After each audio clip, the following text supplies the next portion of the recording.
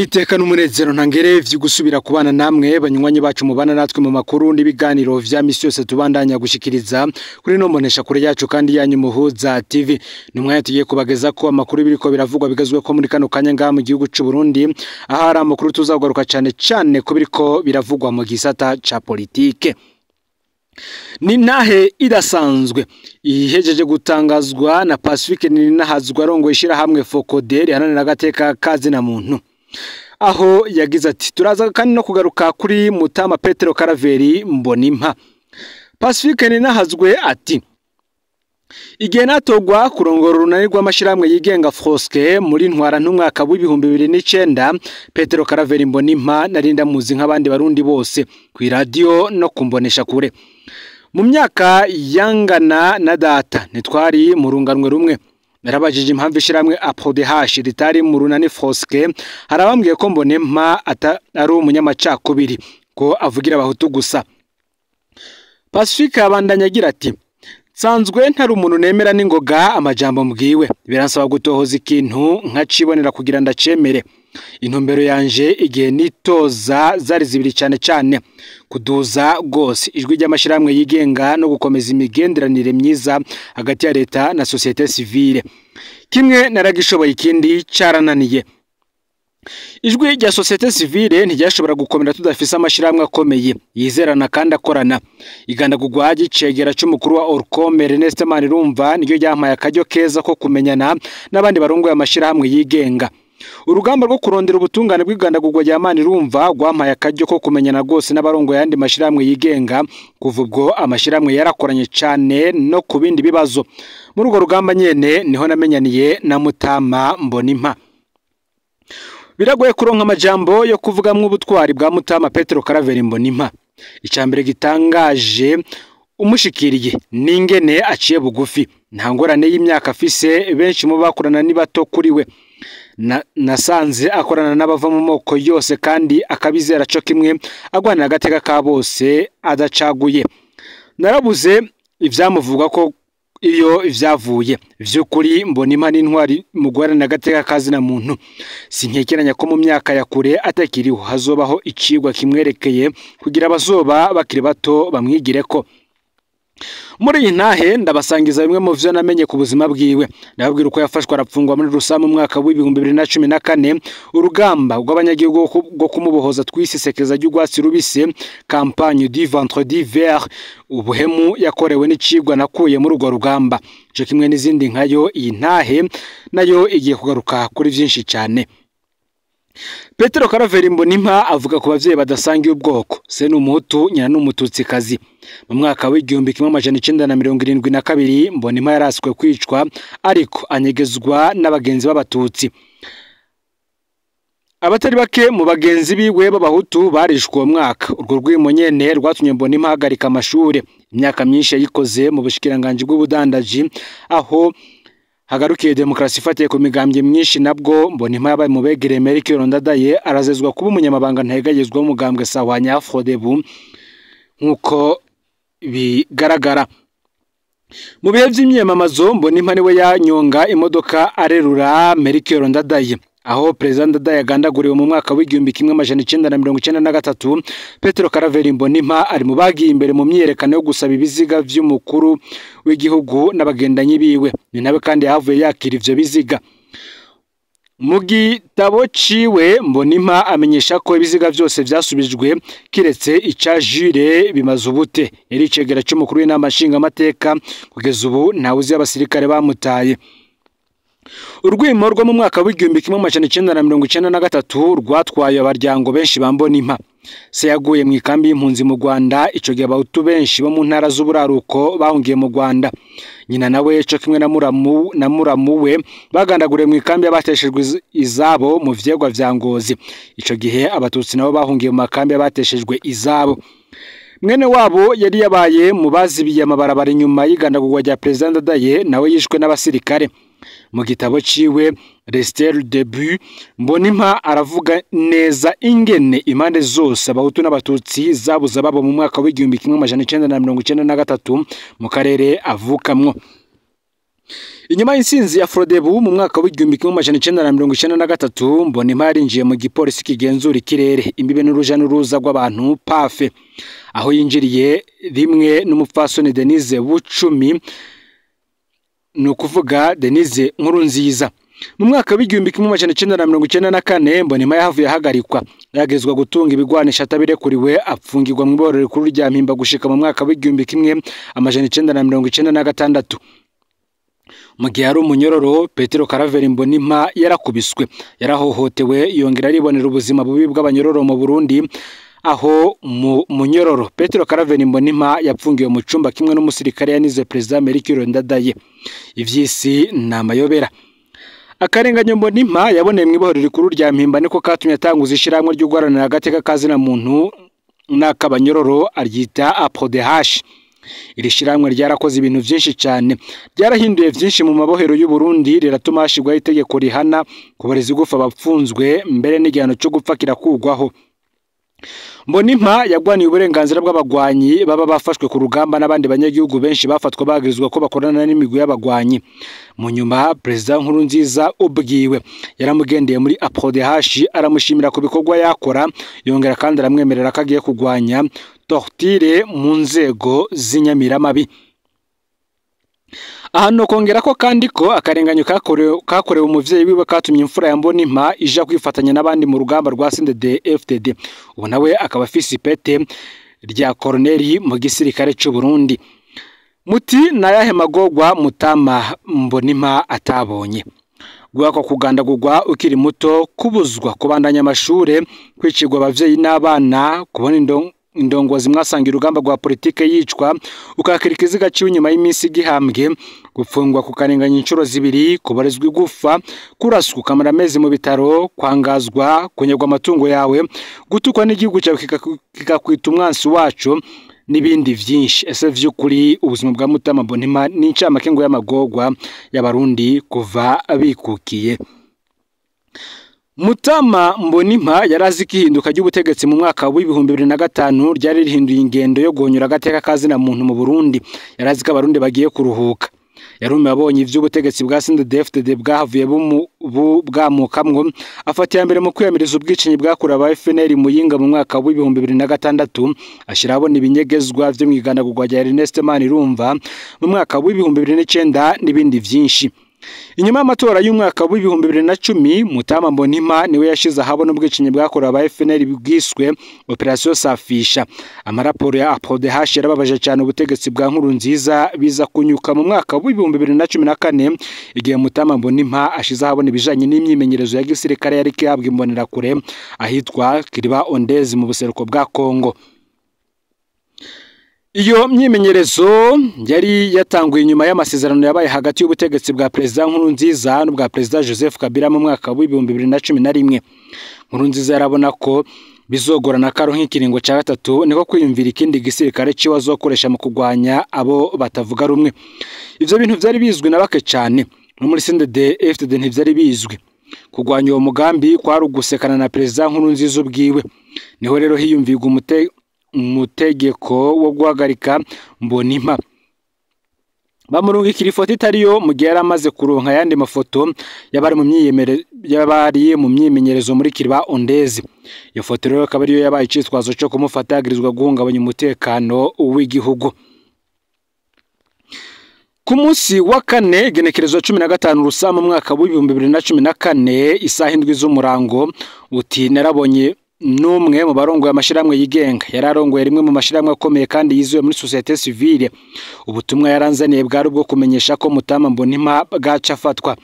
Ico gihe Mbonimpa yaramaze kwitaba incuro zibiri muri police judiciaire ku magenekerezo y'indwi ndetse n'igenekerezo ya 12 Rusama uwo mwaka w'ibihumbi 2014. Hose yabazwe ibijanye n'ivyo yavuze kumbonera kure ziriko zirakora imyimenyerezo ya gisirikare muri Kongo kandi yari yatanze ivyemezo vy'ivyo yavuze. Hari umutahe umusaba gusubira kwitaba ku munsi wa mbere genekerezo 19 Rusama uwo mwaka w'ibihumbi 2014. Amakuru y'ibanga uyu twabonanye yamaye nuko Mbonimpa yitavye yari guca afatwa. Muri iyo myaka twari tumaze kumenyera ko umuntu ashoboye gukinjura gato mu mushuhira w'ibihe ubutegetsi bwa bushaka kumufata, iyo ngingo yaraheza igahebwa. Aho kuwa kane uwo mukuru w'ishiramwe twabonanye nk'uko Pacifique Ntahazwe abandanya bivuga, yarambwiye ko ari ishiramwe rifasha abaranira agateka kazina muntu ryari ryatumiye Mbonimpa mu nama muri Kenya, kandi ko yari kugenda iryo joro nyene. Mu gipolisi hari kwitaba umushingwamanza wiwe. Sinamenye neza nimba uyu mugenzanje muri societe civile yaraje kumpa ayo makuru koko canke yaraje kumviriza ko hari ikindi noba naho hava nkora canke ko hoba hari abandi boba bari biyumviriye ico bokora cyo gutabara Petero Karaveri Mbonimpa. Uti kenshi umuntu yarakunda kumbaza ivyo abaserukira ibihugu vyabo mu Burundi bavuga ku bibazo bitandukanye. Kuva mbonye uko yigenjeje mu myerekano yo kwigenekerezo 8 ndamukiza umwaka wa 2011 nari nsigaye nitondera cyane ivyo ambwira. Uwo murango ico nagaragaje kuvuga cyose ko twogerageza yacambwira ko bagejeje kugitegura, ko ataco tuma mpagarika umutima twavanye numva ampumurije. Isaha 3 z'umugoroba rero uwo munsi nyene uyu mukuru w'ishiramwe twarahuye, sohotse restaurant imwe mu gisagara ca Bujumbura nawe yinjiyemwo, acambwira ngo ndafise ubwoba wa muntu hava afatwa. Sinatahuye ahavuye ubwo bwoba bushasha kubera nari naherutse mpumuriza ku murango ko vyose vyifashe neza. Naramubajije ko afise amakuru mashasha ariko ntayo yampaye. Nanamubwiye ko noza guherekeza Mbonimpa agiye ku kibuga c'indege kugira hagize igishika tuzobe tubona. Yambwiye ko bidakenewe ko njewe nza, ahubwo ko we aza kumujana kandi ko bazoba bafise abapolisi. Gushikaho nta kibi nabibonamwo. Pacifique Ntahazwe akabandanya agira ati, isaha 8 y'ijoro wa mukuru w'ishiramwe yarampamagaye ambwira ati wa mugenzi wacu baramufatiye ku kibuga c'indege ingo duhure kuri police judiciaire niyo bamujanye.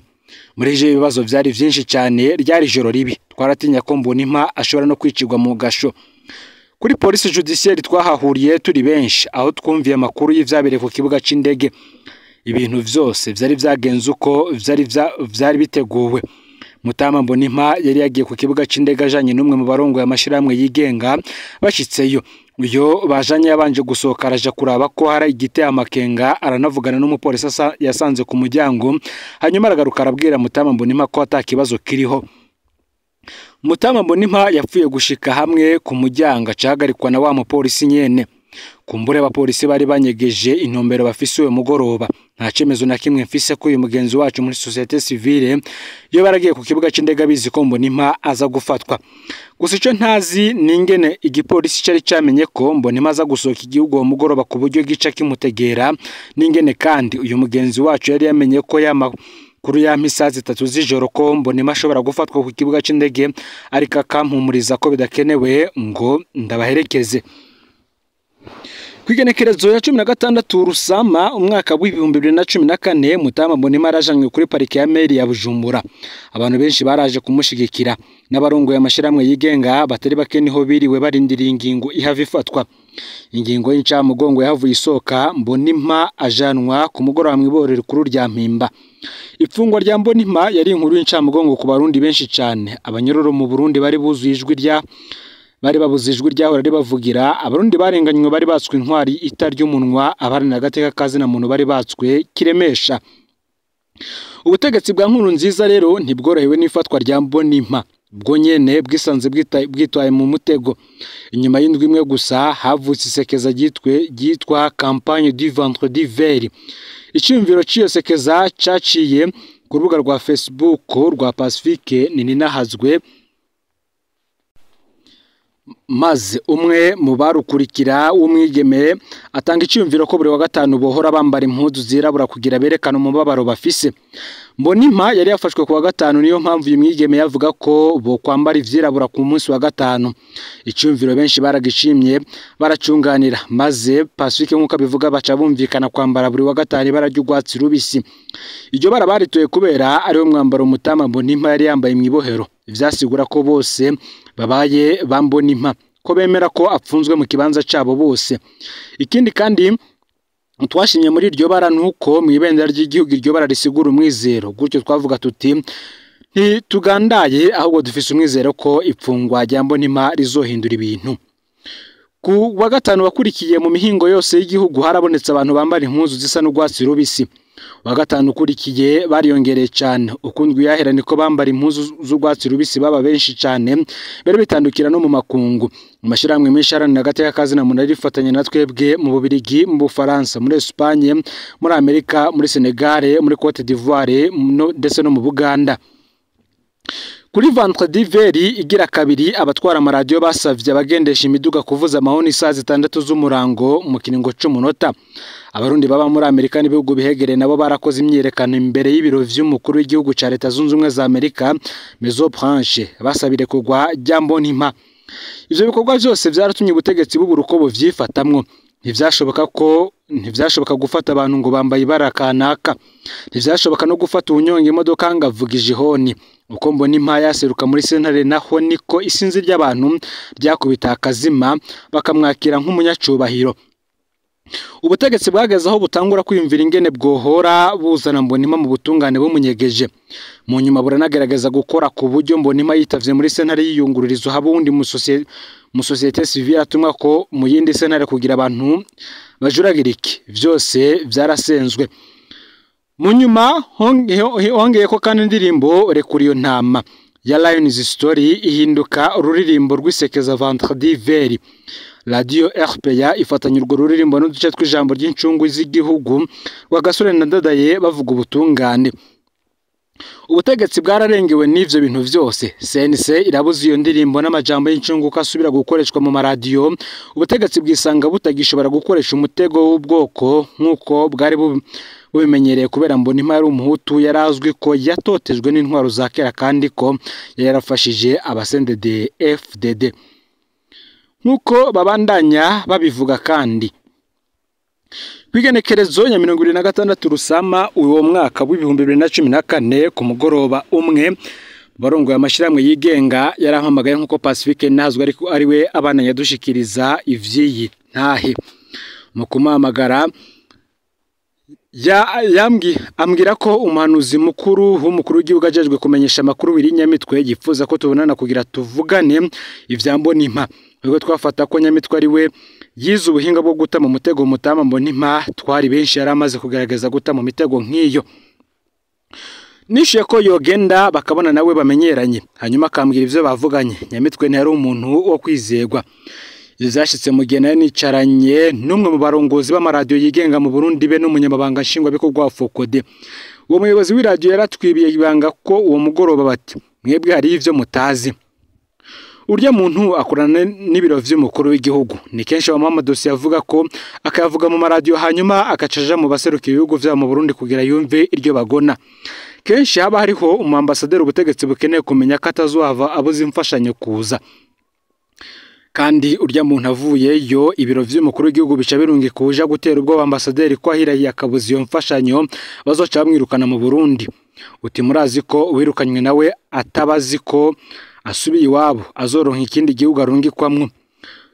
Tuvyumvise twarumiwe ariko kumwe ntemera ikintu ntiboneye nibaje ko ari ukwinuba uwo mukuru w'ishiramwe ryo muri societe civile nayo umuyobozi w'iradiyo nari ndamwizeye sinashobora kwemera ivyo bintu ntavyiboneye n'amaso yanje. Narindiriye ko wa muntu ambwira ivyo yavuganye na wiri Nyamitwe ndabura ariko kuwa mbere mu gatondo igenekerezo ya 29 Rusama wo mwaka w'2014 niho yamamagara amenyesha karonso umubonano kuserukira kimwe mu bihugu vya Buraya mu Burundi. Yaransavye ko tujana ndabimwemerera.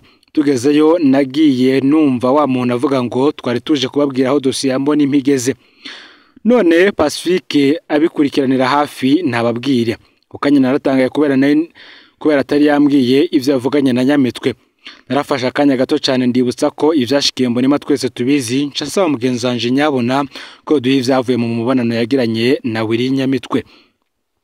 Ico yatubwiye nuko leta yari iteguriye kurekurira mutama Mbonimpa ariko ko ari ivyo yadusaba ko Mbonimpa ariko wataca ivugira mu maradiyo ijambo ry'insinzi ngo ararekuwe ko Mbonimpa asaba imbabazi akavuga ko yihenze mu kuvuga ko imbonera kure ziriko zirakora imyimenyerezo ya gisirikare ko Mbonimpa aheba gusubira gukurikirana ibijanye na Kiribahondeze ndetse kandi ko Mbonimpa ahagarika kuza aravugira mu maradiyo ibijanye n'agateka kazina muntu. Nkuko Pacifique ninahazwe abandanya abivuga. ivyo bintu ngo yaravyumvise.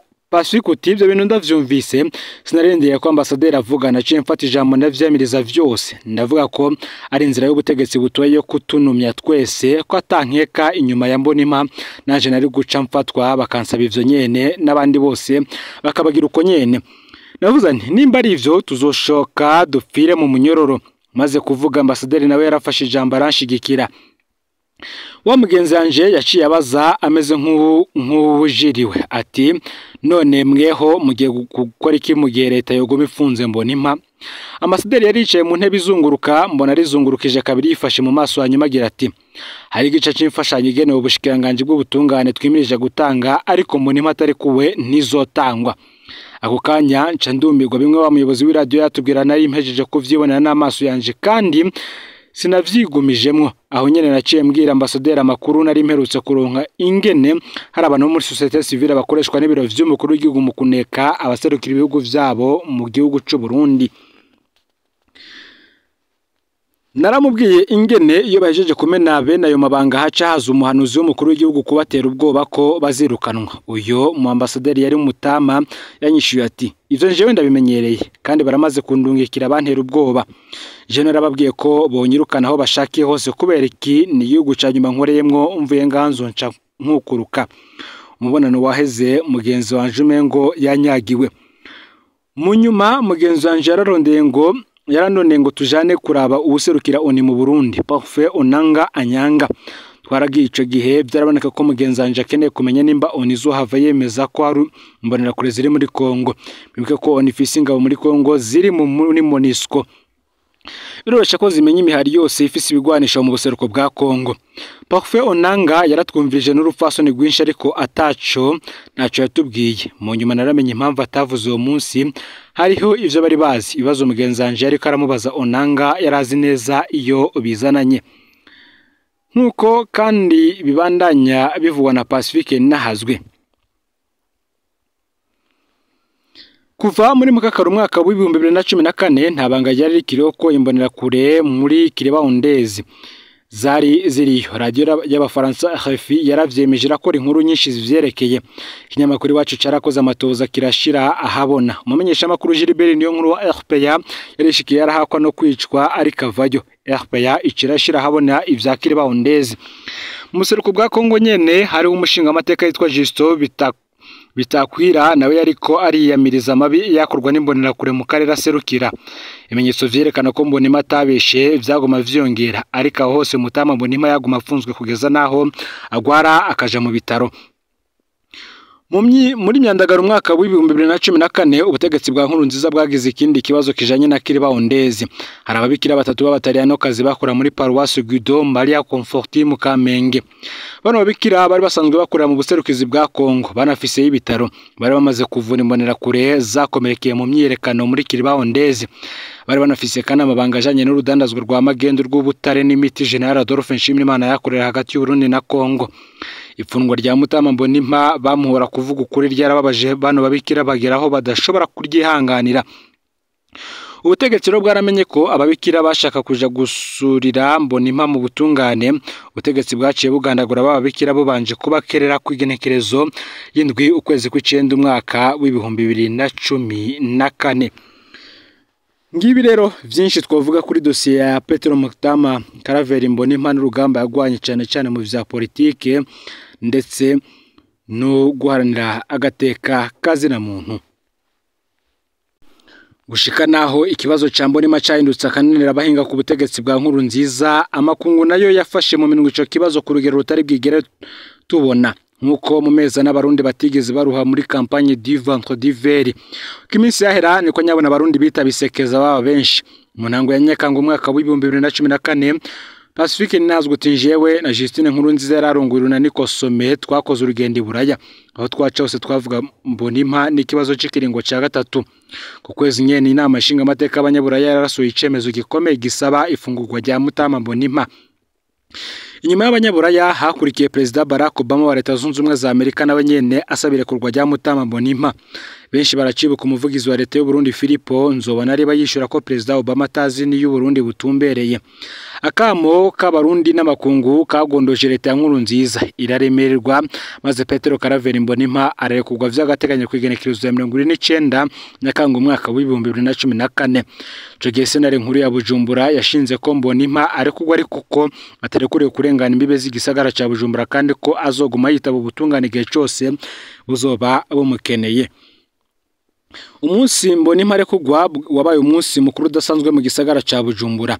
Abanyagihugu baraje kumucira inzira aho acava ku bitaro bimereke baramuherekeza kugeza muhiraho yaba mu Carama. Mu mabarabara aho yaca hose karakanyamuneza indiri z'abarundi baratamba baratarika. Ubutegetsi bwa Nkurunziza ntibigeze bumuharira ico kintu kuko bwabona ko yabupfukuye akabwerekana mu makungu. Bwavuye rero bugaragaza kumwica kugenekerezo ya 3 kwezi k'8 umwaka w'2015 inyuma y'umwaka ariko naho nyene yarabaye igitangaro ararusimba. Garera amakuru yaragizwe ko muri kano kanya ifyonde subscribe canke s'abone ni buteri wafyinda ko kugira ngo toje cekanwa nadushikiriza usangiza no makuru bagenzi aho bari kugira ngo nabo baje barashikirwa nayo biriko biravugwa bigazwe ko ngaha mu gihugu cy'u Burundi hanze imbebe z'igihugu cy'u Burundi ndetse no makungu ya kure no Muhoza TV Imana ibahezegere mu kugwa vyanyu vya misuse muri ko murakora.